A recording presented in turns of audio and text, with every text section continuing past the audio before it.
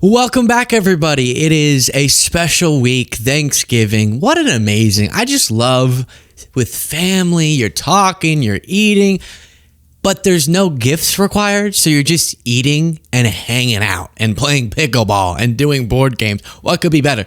The one thing that it feels there's some obligation to any political commentators to reference is the cultural thing of, ooh, Thanksgiving could get political. Here's how to talk to your... I'm not going to do one of those things. You can figure it out. You're an adult. And it's fun. That's what makes it fun, is the tension. The tension that you could have an argument. The only thing I'll say is, if you do want to bring a little something, it's just true that Trump is getting really unpopular in the country.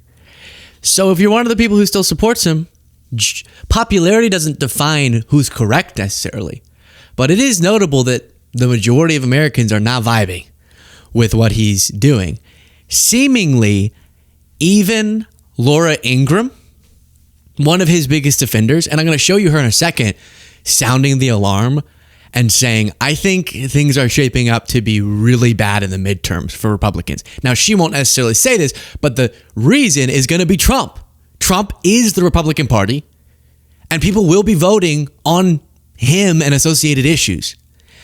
And so before I show you that clip, let me just remind you, she's become a lot more skeptical, which has been fascinating. She conducted this interview a little while ago and pressed him on something that led to the most viral moment in MAGA circles that made even some of his supporters upset with him. H-1B visa thing will not be a big priority for your administration, because if you want to raise wages for American workers, you can't flood the country with tens of thousands or hundreds of thousands of foreign workers. You also do have to bring in talent. When we have plenty of talented people here. No, you don't. We don't have talented people here? No, you don't have certain talents, and people have to learn. You can't take people off an unemployment line and say, I'm going to put you into a factory where we're going to make missiles, or I'm going to put How did we ever do it before? So if you're a politician, there's one thing you don't want to be on the record saying, which is him going, no, we don't, to the question of, you don't think we have talented workers in America? And he goes, no, we don't. Oof. Now, if you dive into a more nuanced understanding of what he was trying to say, there's plenty of truth to the benefits of lawful immigration. Obviously, we get that, but MAGA does not feel that way. And so that's what set off. Even Laura Ingraham there was going, what? Did you just say we don't have talent in America? That doesn't sound right. America first, or whatever. And she's panicking. She's just panicking. You'll see it right here, saying it's going to be really bad for Republicans in the midterms. Take a look. While you watch, please do click the subscribe button if you appreciate the show. All it takes is a tap, and then you help to boost the message that we promote on the show. We had Jay Jones in Virginia win after it was divulged that he wished his opponent to be murdered and his opponent's children to be murdered. That guy wins, by whatever it was, 5 points in the end. So if that can happen, that's fairly recently that he said that. I mean, it's not surprising that Rhode Island would go on and do this, a very liberal state as well. Well, what they try to do, Laura, and you pointed this out in the lead-up segment, is they try to cast that they're going to do so much good on behalf of the will of the people and reinvent themselves. And I think it should disqualify the individual there in Rhode Island. And I'll circle back on this Rhode Island story they're telling. It's pretty niche. It's niche within niche for them to be making a big national story out of it, but I'll dive into it. It's a little bizarre. Katie is right. It's so much that is getting done with those that listen to the America First agenda and getting it done. But I do want to point out one thing, and you had Matt Van Epps. I love how he didn't name anything.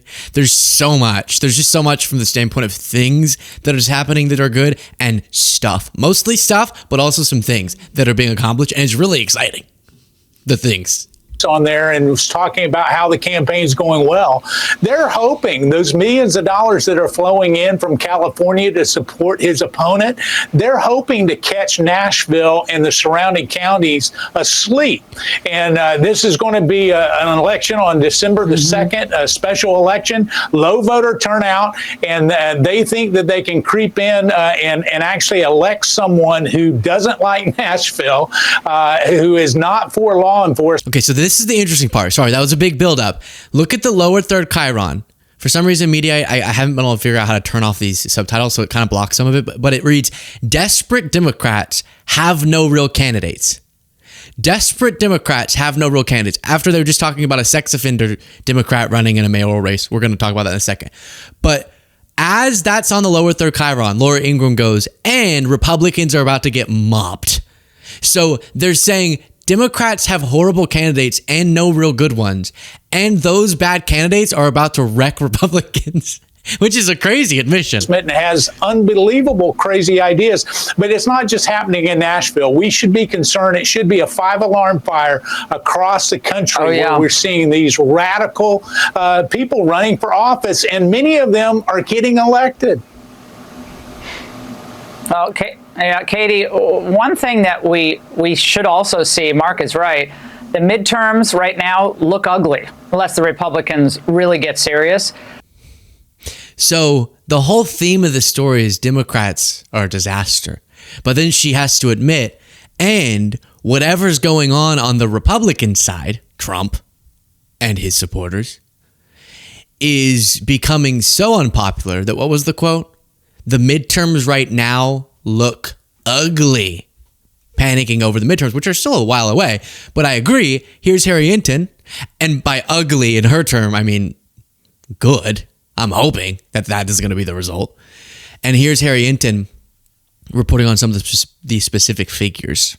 I think it's pretty clear, at least from a political angle, that Democrats won the shutdown. Why do I say that? Well, first, let's take a look at Donald Trump's net approval rating. It's way down from where it was pre-shutdown, right? Pre-shutdown, his net approval rating was at minus 10 points. Now it's at minus 15 points, the lowest his net approval rating has been during his entire second term in office. So the shutdown, it might have initially been helping Donald Trump out a little bit, or at least his ratings weren't falling, but now his ratings have sunk to a term too low. What about Democrats? Is there a way to measure how they may have fared? Yeah, okay. So, a lot of times we look at, okay, what's congressional Democrats' approval rating?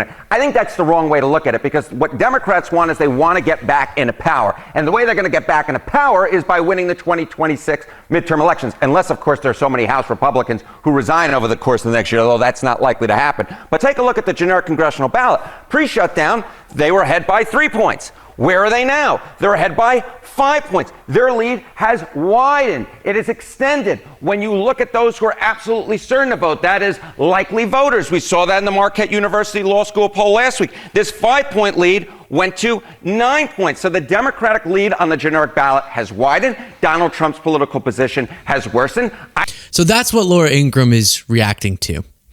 Now, what's this about a sex offender running for mayor? Because I don't want to, they just said that. That sounds riveting. The Providence, Rhode Island mayoral race slated for 2026 has two notable contenders. You have the incumbent mayor and then a state rep. In recent weeks, though, a third candidate has quietly emerged. Michael English, which allegedly is his real name. Michael English, has previously unsuccessfully run for office, including legislative seats. Aside from a colorful campaign website, it's difficult to learn much about who Michael English is. That's because he's in a witness protection program with that name. English, who is 54 years old, or he was one of the examples of those people whose name was like Dr. Jeffrey Epstein. And I've been telling them, you got to change your name. That's just not going to work. You got to change your name. We had... Unfortunately, it was an accident, but Jasmine Crockett did call out the wrong Jeffrey Epstein for donations. And then it was, you can't do that. And it was a Dr. Jeffrey Epstein, unrelated to the Jeffrey Epstein. And maybe one of the people took our advice and changed the name. And now it's Michael English, but that's not a very convincing fake name. English, who's 54 years old, briefly mentioned in a letter announcing his campaign that he had previously been incarcerated. So what was it for? The immature decisions, as he called it, refer to the then 26-year-old English having a relationship and then being arrested for child molestation with a 13-year-old. So I have to be honest, I don't appreciate the framing from Fox News of Democrats as if it's like Hakeem Jeffries was setting up this English guy to run and that the Democratic Party is unified behind Michael. Was it Michael? I'm already forgetting. Michael English. I wouldn't say that's a fair assessment. What is true is that a guy is running for mayor in Providence, Rhode Island. And let me just say this, as someone who much prefers, in all the races I can remember, Democratic candidates over Republican candidates, I will not be giving an endorsement to Michael English. Is that crazy? I will not. So I don't, Laura Ingraham, let's not go crazy with he's almost certainly not going to be the Democratic nominee. Democratic voters aren't going to back up behind him. But what, he announced the race, so now we all have to answer for this sicko? And what are you running for public office for? I'm sorry. There's certain things in life, like child molestation, that once it's happened, it's not, oh, I learned a lot and I grew up. Nope. It's not, oh, that was, the justice, I was incarcerated, but he just mentions incarceration. I made immature decisions. No. There are certain things that you'll still, after you get out of jail, have to go live a life, but a part of that life is not going to be representing people in positions of power. It's just not. Was convicted of child molestation in 1998, initially served 15 months in prison. A decade after his release, he served another 19 months when he was charged with violating a no-contact order relating to the victim. And I guess now something expired, so he's no longer on the sex offender registry database, but I don't care, Michael. End your campaign. So that's what she was referring to. I just wanted to fill you in on that. But again, acting like, you know how we sort of laugh when they say, because Mamdani, I mean, this is a huge position to win the New York mayoral race. That's a big position, so it is relevant. But when they go, that's the face of the National Democratic Party, it's like, the mayor of New York City? Is that really how we normally define an entire national party? Okay. In this case, it's like triple insane. I shouldn't even have used the Mamdani. It's a very different case. I'm just saying they were doing it before with that of saying like over defining, but whatever. Okay, yeah, he actually did win a super important position. It's more fair, but grabbing some random candidate who's not going to win and going, see what Democrats seem to want. He's not the nominee. He's just running. That takes some crazy ego, as a side note, to be like, I should be the mayor of a town. Hey, no. Hey, no. But what about redemption? Not for mayor. What about personal change? Not for mayor and child molestation. Call me crazy. I'd rather this guy who's running for governor of Vermont, who's a 14-year-old, meet the 14. They're going to run a story on Fox News and say, the Democratic Party is lining up behind a 14-year-old to be governor because they don't have any good candidates. And there are plenty of good Democratic candidates. And maybe this is one of them. I don't know. Vermont's one of the rare places that doesn't have an age minimum. So he could technically be governor. That's crazy. Now, Trump is having some serious political woes. That's true. But everyone understands that Trump is a very smart political operator. And so he's thinking if he can rebrand the Republican Party, he can fix his political struggles. Here's how he's choosing to rebrand. Quote, on Truth Social, there's a new word for a Trump Republican, which is almost everyone. Great policy is the key. It is Tepublican or Tepublican. Tepublican or T-Publican. He's slipping, right? He's mentally, I know he's always been strange, insane in many cases. But what even is that for? What a weird early morning thought, 8:40 in the morning. He's going, instead of Trumpists or MAGA, he already has a name for Trump Republicans. It's MAGA.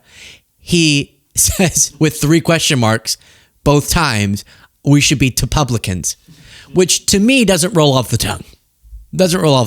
Tepublican. And he also was not happy on Truth Social. I don't have the post, but he was saying this is a ridiculous story that came out about tracking how active he's been in his second term versus first term and how he is slowing. Now, I think it's fair to go, is he doing a ton of events? Critique is a tough one to level given recent history. Do you know what I'm saying? Do you hear me? Do you get me? There are certain former presidents as of very recently that I think then make it easy for MAGA to accuse us of hypocrisy if we make fun of Trump for not being super active when Trump does hold a lot of public events. But it's true comparing with himself. If you just compare Trump against Trump, he's slowing down. I think he could be mentally gone and still be out there shouting about who knows what. So I don't know if that's the sole metric, but he's definitely getting a little more sleepy. You can see this shot of him in the Oval Office. And he did not like this story. Barely hanging on. But for a long time, maybe this will work more for people. When we've called out examples of deranging mind, maybe exacerbated through his aging, and a lack of mental acuity exacerbated by his aging, the response from people was, I don't see it. A lot of even middle of the road voters were like, I don't really see it with him. And we would talk about how it's unfortunate because Trump is really having something change. We all witnessed it if you really keep up with him. But I think that with Biden, his showed up in a more normal old guy way, where you start getting kind of less able to communicate effectively. You kind of get quieter and sleepier. And while we have sleepy moments like this, Trump's has always usually come through in a more energetic way. It's like energetically cognitively declining. Does that make sense?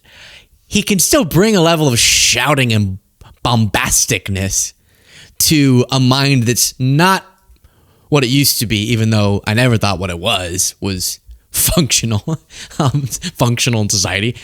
And then also I think this is showing up in his weird obsessions, where his priorities are. Like, he's so obsessed with his ballroom. He's so obsessed with it to the point where you have these reports. He's locked into a bizarre standoff with his architect to design the new ballroom because the president wants it to be even bigger than the White House itself. And I guess the architect is having some problems with that. And behind closed doors, there's been this tension between them, friction. Why are you getting so involved with the ballroom? It's weird. There's other things, big things you should focus on. One of them could be your party's about to get, I don't want you to focus on this, but your party hopefully is going to get thumped come the midterms. And I try not to do too much coverage of the ballroom because I think that it's easy for middle of the road viewers to go, is that really a big criticism against someone compared to the big swath of real criticisms for Trump? But can we all agree there's something aesthetically a little weird about having a White House, which is the epicenter of power, and the president is there, and then next to it is a building that dwarfs the White House, that makes the White House look puny, and it's just a ballroom, just a massive, gargantuous ballroom. Something aesthetically feels off about that. Speaking of candidates who are going to be running in midterm races, you have Vivek Ramaswamy, who ran for president, and who I debated, you'll remember that, very briefly, on the spin room floor, and he's never recovered from it, is what I hear. I hear behind closed doors, Vivek is still venting about how I demolished.